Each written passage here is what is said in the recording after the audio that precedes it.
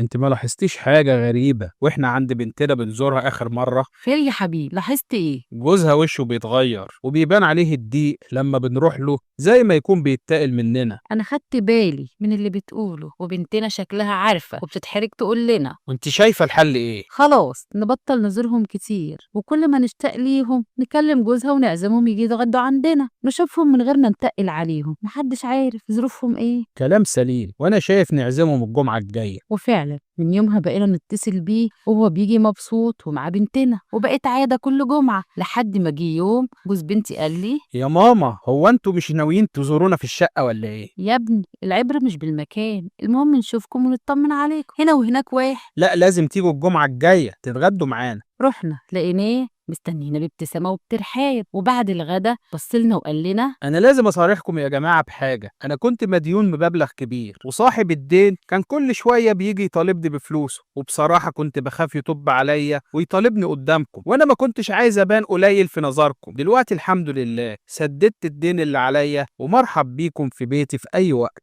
يا ابني ليه ما صرحتناش كده من الأول، وكنا وقفنا جنبك وسددنا عنك دينك؟ احنا والناس لبعضها. انت ظلمتنا واحنا ظلمناك لما فكرنا انك بتتقل مننا. صحيح ان بعد الظن اسم.